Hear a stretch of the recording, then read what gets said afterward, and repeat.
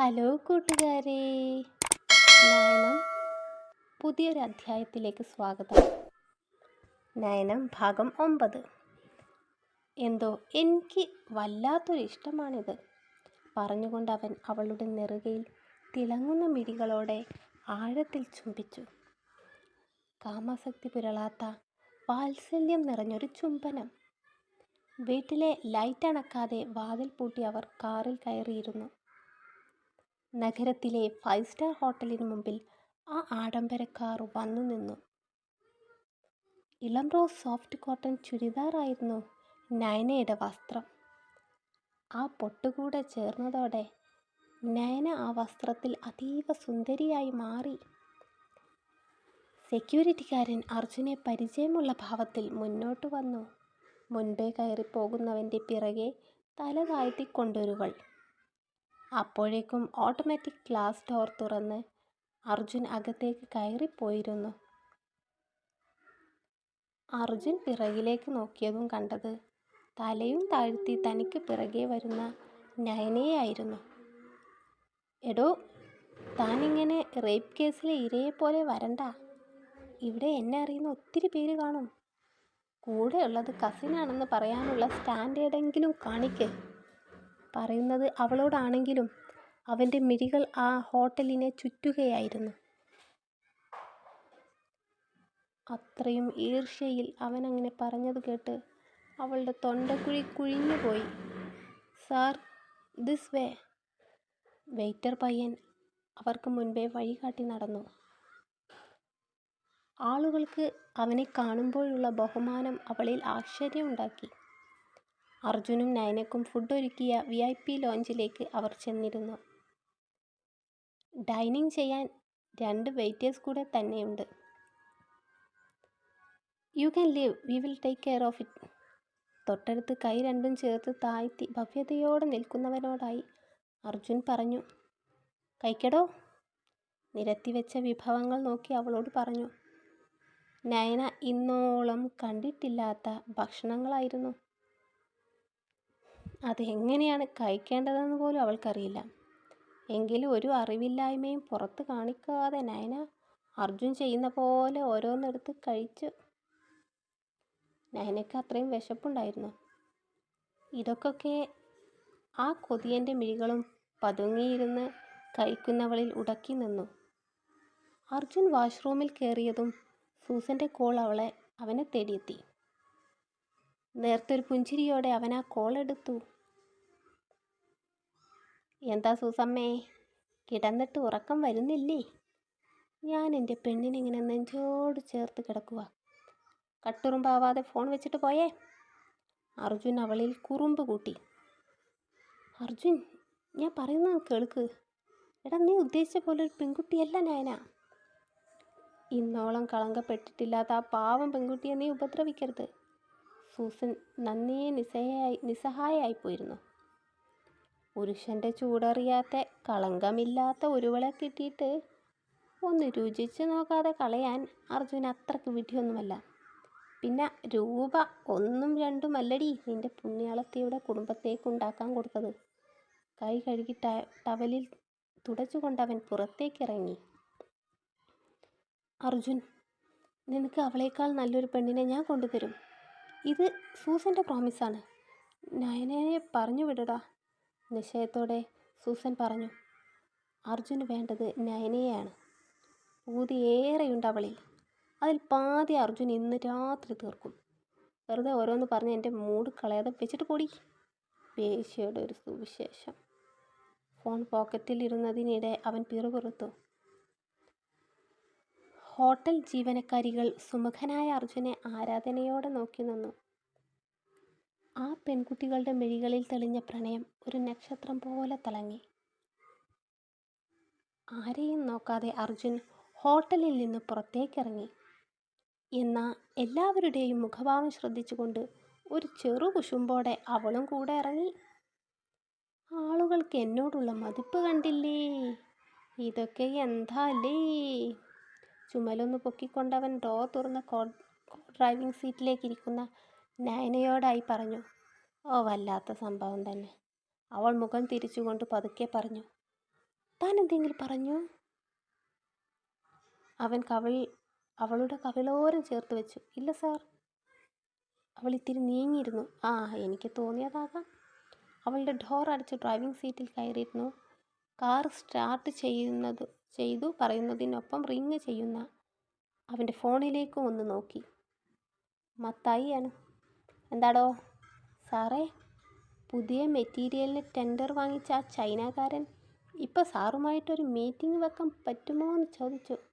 ഇപ്പോഴോ? സമയം എത്രയായിന്നാ? അർജുൻ ക്ഷുഭിതനായിക്കൊണ്ട് ചോദിച്ചു. അയാൾ നാളെ രാവിലത്തെ ഫ്ലൈറ്റിൽ തിരികെ പോകുമെന്നാ പറയുന്നേ. പിന്നെ നമ്മുടെ എമൗണ്ടിന് അയാൾ ഓക്കെ അല്ല? മത്തായി ഓളത്തിലങ്ങനെ പറഞ്ഞൊപ്പിച്ചു. വാട്ട്? ഫാക്ടറിയിൽ മെഷീനറി വരെ എത്തിയിട്ടാണോ അയാളുടെ ഈ കോണകത്തിലെ വർത്താനം? വലിയ ശബ്ദത്തിൽ അലറി വിളിച്ചു അർജുൻ പറയുന്നത് കേട്ട് നയനയുടെ ഉള്ളം വിറച്ചു. മീറ്റിംഗ് സെറ്റ് ചെയ്യാം സാറേ. സ്റ്റാഫ്സിനെ വിവരം അറിയിക്കട്ടെ. ബാക്കി കാര്യങ്ങൾ ഗൗതം നോക്കിക്കോളും. ഇപ്പം അയാളെ നേരിൽ കിട്ടിയാൽ ഇതൊക്കെയൊന്ന് ചർച്ച ചെയ്യാമല്ലോ. മത്തായി അവനെ ശാന്തനാക്കാൻ ശ്രമിച്ചുകൊണ്ടേയിരുന്നു. എന്തായാലും ഇനി വേണ്ട. താൻ അയാളോട് പിന്നെ ഒരു ദിവസം വരാൻ പറ. അർജുൻ നയനയുടെ വിരലുകൾക്കിടയിൽ അവൻ്റെ വിരൽ കോർത്തു. മീറ്റിംഗ് മാറ്റാൻ കഴിയില്ല സാറേ. ഈ ടെൻഡർ പിൻവലിച്ചാൽ കമ്പനിക്കുണ്ടാകുന്നത് ഭീമമായ നഷ്ടമായിരിക്കും. മോന് പ്രയാസമാണെങ്കിൽ ശിവൻ സാർ ഈ മീറ്റിംഗ് അറ്റൻഡ് ചെയ്തോളും.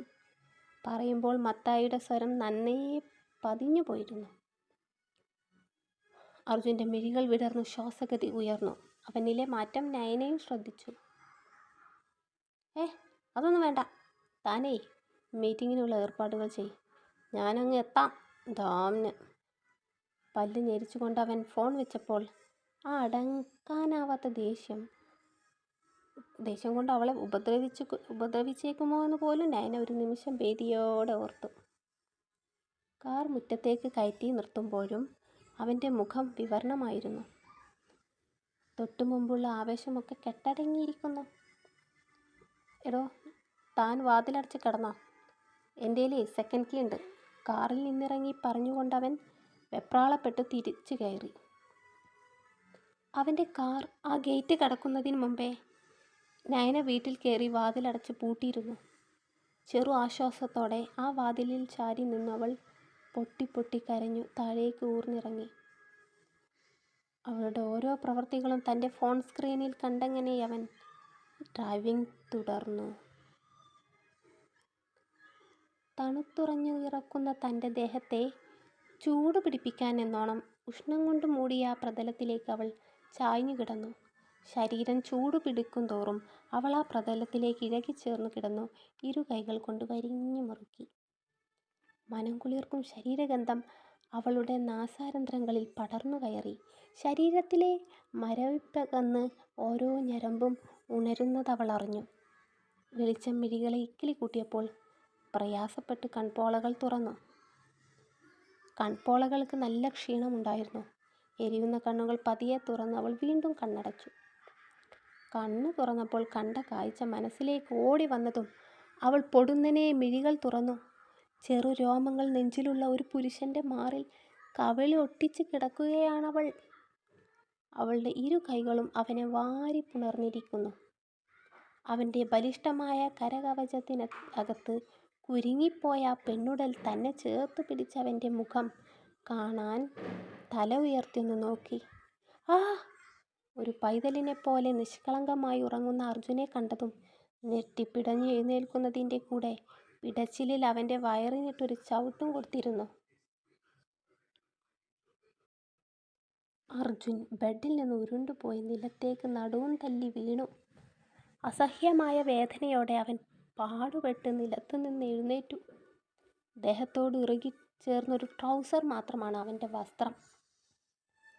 ലോകത്തെ ഞെട്ടിച്ച വൻകിട വസ്ത്രവ്യാപാരിയാണ് ഈ അല്പവസ്ത്രധാരിയായി നിൽക്കുന്നത്. നീ എന്താടി മനുഷ്യനെ കൊല്ലാൻ ഇറങ്ങിയിരിക്കുകയാണോ? മുതുക് തടവിക്കൊണ്ടവൻ അലറി. മനുഷ്യൻ്റെ നടുവും പോയി. നീ ഇങ്ങനെ അലറി വിളിച്ചാണോ ദിവസവും രാവിലെ എഴുന്നേൽക്കുന്നത്? അർജുൻ എളിയിൽ കൈകുത്തി അമർത്തി എഴുന്നേറ്റു. ഞെട്ടലിൽ നിന്ന് യാഥാസ്ഥിതികയിലേക്ക് വന്നവൾ ആദ്യം തൊട്ട് പരിശോധിക്കുന്ന അവളുടെ ദേഹമായിരുന്നു. ദേഹത്ത് അവൾ ഇന്നലെ കിടക്കാൻ നേരമിട്ട വെള്ളക്കോട്ടൻ പാൻറ്റും ടോപ്പുമാണെന്ന് കണ്ടതും അവളുടെ ശ്വാസം നേർഗതിയിലായി. ബോധം കെട്ട് കിടക്കുന്നതിനെ ഭോഗിച്ച് സുഖം നേടാൻ മാത്രം ഗതികെട്ടവനായിട്ടില്ല ഈ അർജുൻ. അവളുടെ പ്രവർത്തികൾ കണ്ടതിൽ നിന്നുണ്ടായ നീരസത്തിൽ അർജുൻ നയനയുടെ അടുത്തേക്ക് പാഞ്ഞു വന്നു. പേടിച്ചു വിറച്ചുകൊണ്ട് കൈകൾ തിരുമ്മി നിന്നവൾ ജനാലയുടെ കർട്ടനകത്തേക്ക് മറഞ്ഞു നിന്നു. നിമിഷ നേരം കൊണ്ട് അർജുൻ നയനയുടെ കൈത്തണ്ടയിൽ മുറുകെ പിടിച്ചുകൊണ്ട് ഒറ്റ വലി. അവൻ്റെ ബലിഷ്ഠമായ നെഞ്ചിൽ തലയിടിച്ച് അവൾ പിറകിലേക്ക് തെറിച്ചു. മര്യാദക്കാണെങ്കിൽ മര്യാദക്ക്, ഇല്ലെങ്കിൽ ഇന്നലെ മോങ്ങി തീർത്ത പോലെ ഒരായുഷ്കാലം മുഴുവൻ മോങ്ങിപ്പിക്കും ഞാൻ. രോഷം ആളിപ്പടർന്ന മിഴികളിൽ ചുവപ്പ് രാശി തെളിഞ്ഞു. അവൻ്റെ വാക്കുകൾ കേട്ട് നയന അമ്പരന്നുപോയി. നീ ഇതിനകത്ത് അനങ്ങിയാൽ ഞാൻ അറിയും. അതെല്ലാം ഈ രേഖയിൽ കാണാമെനിക്ക്. കൈവെള്ളയിൽ ചുവന്ന റോസാപ്പൂവിൻ്റെ ഇതളുകൾ പോലെ നേർത്ത വരകൾ തെളിഞ്ഞ കൈ അവൻ നിവർത്തി അവൾക്ക് നേരെ ഉയർത്തി കാണിച്ചു. നേരാണ്. അവൾക്കായി തനിച്ച് കിട്ടിയ ആ സമയങ്ങളിൽ എത്ര നേരമാണ് കരഞ്ഞതെന്ന് ഒരു നിശ്ചയവുമില്ല. മുകളിലെ മുറിയിൽ പോയി ദേഹം കഴുകി വാർഡ്രോബിൽ നിന്നൊരു ഡ്രസ്സ് എടുത്ത് ധരിച്ചു. ആ ബെഡിൽ ചാഞ്ഞു കിടന്ന മിഴികൾ ചിമ്മിയതേ ഓർമ്മയുള്ളൂ. മനസ്സിനെയും ശരീരത്തെയും ഗ്രസിച്ച തളർച്ചയിൽ അപരിചിതമായ ആ വീടിൻ്റെ സുരക്ഷിതത്വമില്ലായ്മയെക്കുറിച്ചോ, വെളിയിൽ നിന്ന് ഒരുത്തന്, അതും തന്നെ കീഴടക്കാൻ ഒരുങ്ങി നടക്കുന്നവൻ, മുറിയിലെത്തുമെന്നൊക്കെ അറിയാമായിരുന്നിട്ടും മയക്കം അവളുടെ മിഴികളെ പിടിമുറുക്കിയിരുന്നു.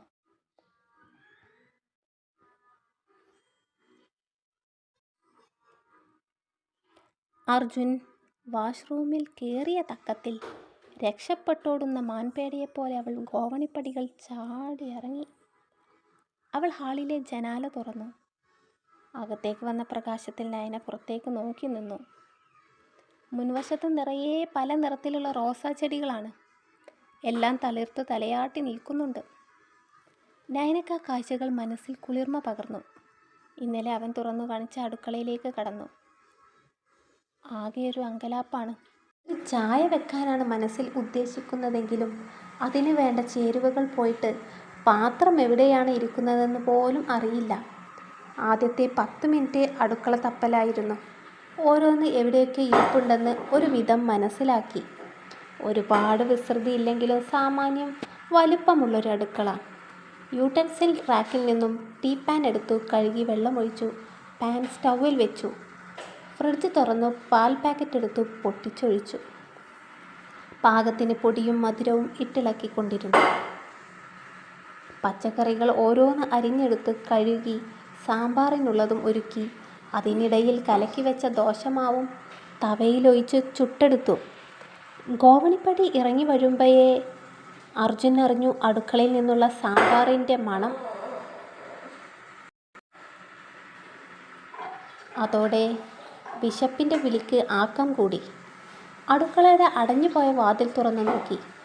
വളരെ പെട്ടെന്ന് ഒരു വീട്ടമ്മയുടെ ഉത്തരവാദിത്തം ഏറ്റെടുത്തവളെ കണ്ട് കണ്ണ് മിഴിച്ചുപോയി. പതുങ്ങി ചെന്നവളുടെ അരക്കെട്ടിൽ പിടിമുറുക്കി നെഞ്ചിലേക്ക് വീഴ്ത്താൻ വെമ്പൽ കൊണ്ട ചീത്ത കൊതിയുമായി അവൻ മുന്നോട്ടെടുത്തു.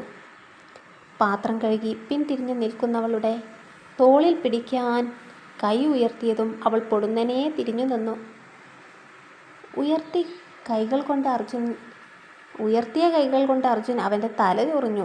കഴിക്കാൻ എന്താ ഉണ്ടാക്കിയത്? അവൻ്റെ മുഖത്തെ ചമ്മൽ സമൃദ്ധമായി മറച്ചു വെച്ചവൻ. എന്നാൽ നയന അങ്ങനെ ഒരുത്തൻ അവിടെ ഉണ്ടെന്ന ഭാവം പോലും ഇല്ലാതെ അവളുടെ ജോലികളിൽ മുഴുകി. ആഹാ, കൊള്ളാലോ, നല്ല മണം. അവൻ കുക്കർ തുറന്നു നോക്കി.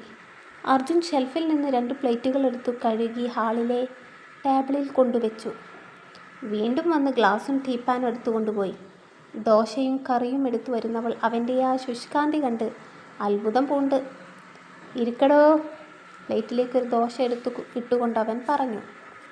നയന അതൊന്നും ശ്രദ്ധിക്കാതെ അവനുള്ള ഗ്ലാസ്സിലേക്ക് ചായ ഒഴിച്ചു കൊടുത്തു. ആദ്യത്തെ ദിവസമായതുകൊണ്ടാ ഈ സേവനങ്ങളൊക്കെ, ഇനിയും പ്രതീക്ഷിക്കേണ്ട.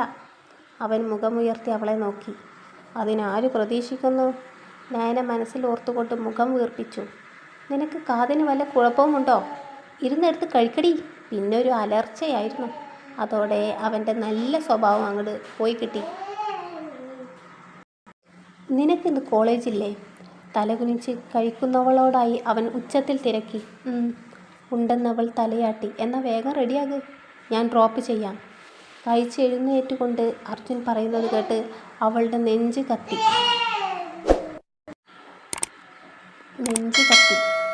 തുടരും. കമൻറ്റുകൾ പോരട്ടെ. അടുത്ത ഭാഗവുമായി അടുത്ത ദിവസം കാണാം. നന്ദി.